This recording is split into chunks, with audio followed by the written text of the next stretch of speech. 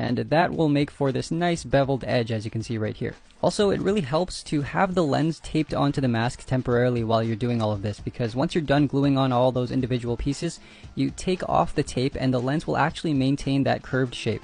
So, by contrast, if you were to glue on all those pieces while the lens is sitting flat on the table, it would be a lot more difficult to get the lens to conform to the curve of the mask. So see how this lens is just naturally curved like that? That's the whole idea here. Once I was happy with that lens, I hit it with a layer of automotive primer.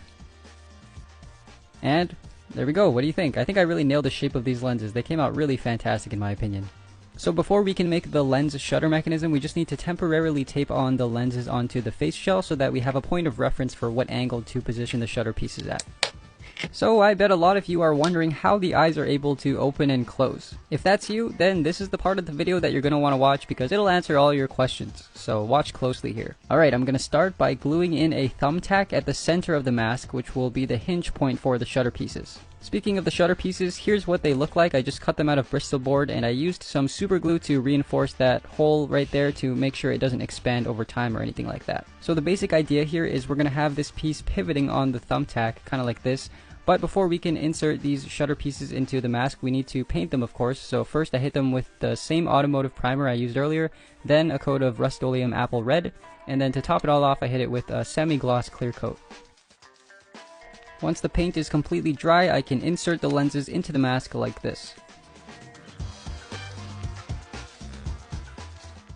And then I'm just going to put a little stopper right there just to simply keep the lenses from falling out.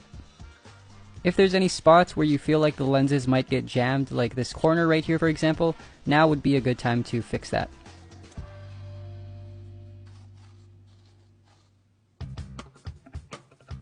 Next I'm going to take some fishing line and attach that onto the bottom shutter pieces using some super glue and duct tape, and I did this on both sides of course.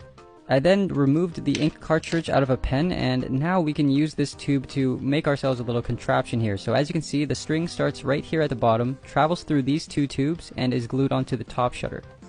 As you can see, the shutter is pretty far away from the front of the mask right there, especially that bottom shutter, and that is a no-no. So to fix that, I used a paper clip, bent it into this shape, and then I hot glued that into the mask so that the paper clip would press up against the shutter and make it sit more flush with the front of the mask like this.